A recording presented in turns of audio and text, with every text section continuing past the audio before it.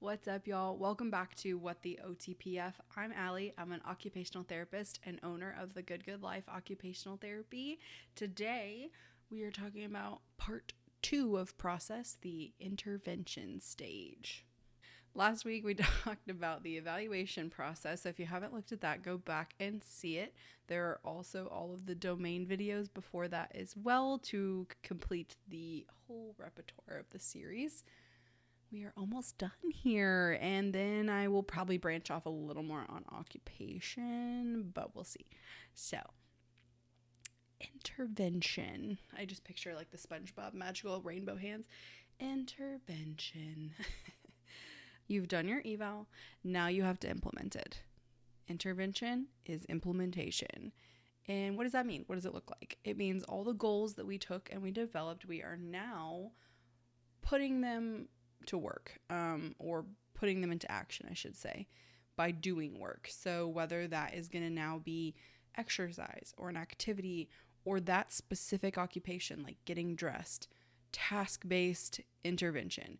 We are talking about boots on the ground, doing the big work. It is the big word for the activity you are completing to get to your goal. This looks very different depending on the task you are trying to complete. If you are trying to complete dressing, you might just do dressing tasks over and over and over again.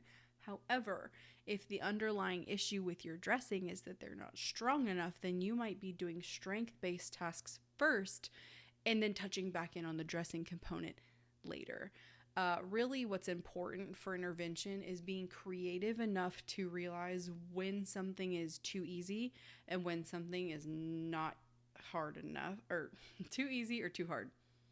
Made that way more complicated than it needed to be. The reason intervention is important is because we need to be really good at figuring out if something is too easy or too hard. If we are working towards, for the same example, dressing, and they're just not getting it with clothes. Maybe it's because of strength. Maybe it's because of, apraxia or some kind of delay or injury or whatever it is, right? Maybe we don't need to work on dressing. Maybe we need to break down dressing further into something else that is going to get them back to the stage that dressing will eventually become. That is important to do. That is what OTs excel at doing. It's called, in our words, the Just Right Challenge. We want to make sure that we are challenging our patients enough to get to that next level, to make sure they're accomplishing what they need to do and still increasing to that goal. But we also don't want to make them so discouraged because they can't accomplish something that sounds super hard and far out when we're still here at point A, right? So what do? During the intervention process, we watch. We see how the patient's responding to the intervention. Are they doing really, really well and it's way too easy? Then we might make it harder by adding more weight or more repetitions or whatever that looks like. If it's a little too hard, maybe we're like, oh, hey, let's take that weight out of there. Or, hey, let's maybe try 5 instead of 6, that kind of thing. So it's more about challenging them.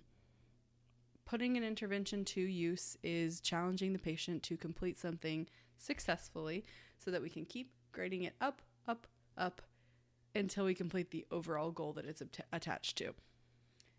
And that's it. Really, breaking down intervention is really simple. It just has a lot of different components and a lot of different ways to get there. So I hope that's helpful. Next time, part 3 of process, we will be talking about the outcome. So we've got evaluation, intervention, and outcome. And then it's a wrap. So I will see you back here next time. Bye, friends.